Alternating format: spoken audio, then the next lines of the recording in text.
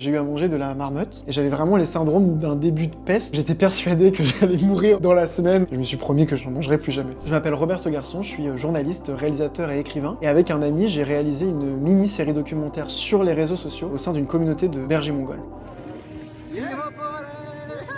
La rencontre qui m'a le plus marqué, c'est celle de Selengue. C'est un berger mongol. C'est dans sa famille qu'on était pendant plus d'un mois. C'est aussi quelqu'un qui m'a marqué par une grande solitude parce que lui-même vit seul dans ces steppes-là. C'est une vie extrêmement routinière et malgré ça, il est arrivé constamment à d'une bienveillance absolue en nous traitant comme des frères alors qu'on se connaissait pas du tout. Ce qui m'a le plus touché, je pense que premièrement, c'était leur rapport à la famille. Faut imaginer qu'on était vraiment dans une yourte au milieu de rien. On avait beau être dans un terrain immense, rempli de kilomètres de steppes et de paysages, tout le monde restait agglutiné dans la yourte. Nous-mêmes, quand on partait un peu se balader, on nous rappelait un peu à l'ordre en mode non mais restons ensemble, et c'est quelque chose qui m'a vraiment marqué dans leur rapport à la communauté, littéralement. Au début, on utilisait Google Traduction, et en fait, au fil du temps, on commence à créer un langage un petit peu différent, entre des gestes, entre l'anglais, entre le français, entre le mongol, on connaissait chacun un petit peu des mots de tout, et vraiment vers la fin, on utilisait progressivement moins le téléphone, et on se parlait avec des mots-clés en 3 langues différentes. L'une des choses les plus insolites que j'ai vécues, je pense que c'est un moment où j'ai eu à manger de la marmotte. Je voulais être poli et je voulais pas refuser le plat qu'on me donne et qu'on m'avait gentiment préparé, sauf qu'en fait, il y a un grand problème en Mongolie, mais je le savais pas. Il y a un lien très précis entre la peste et la marmotte. Elle est beaucoup véhiculée par la marmotte au point où les autorités ont interdit d'en manger. Le problème, c'est que je tombais très malade les jours suivants et j'avais vraiment les syndromes d'un début de peste. J'étais persuadé que j'allais mourir dans la semaine. Je me suis promis que je n'en mangerai plus jamais. Je pense que quelque chose qui m'a beaucoup marqué, peut-être un peu plus difficilement dans cette aventure, c'était le rapport à l'alcool. Je me rappelle que j'étais tout seul dans la yourte. Il y a quelqu'un qui arrive en voiture que je ne connais absolument pas. Et en Mongolie, la générosité, c'est que n'importe qui s'arrête dans ta yourte peut venir, peut rentrer, tu dois lui offrir à boire et à manger. Et moi je suis tout seul, j'ai envie de faire les choses bien. Le mec arrive, il est extrêmement alcoolisé. Je passe les détails, mais il a failli me massacrer la gueule alors qu'on ne se connaissait pas. Et quand j'en ai parlé ensuite à la famille qui est revenue un peu plus tard dans la journée, ils m'ont dit ah mais c'est normal, ici tout le monde boit, fallait juste lui mettre une patate en échange. Je lui ai dit j'allais pas lui mettre une patate au milieu des steppes. C'est une anecdote mais qui représente malheureusement le fait que le temps se boit aussi et que ce passage-là, on essaye de l'anesthésier. C'est culturel, mais c'est pas que ça. Cette série, à chaque fois qu'il y a des vues, génère littéralement de l'argent pour la communauté. Je prends le désavantage des réseaux sociaux qui fait qu'on passe notre temps à scroller comme ça pour en faire une force et allons chercher les sous là où ils sont pour rendre et financer aussi une partie de la communauté.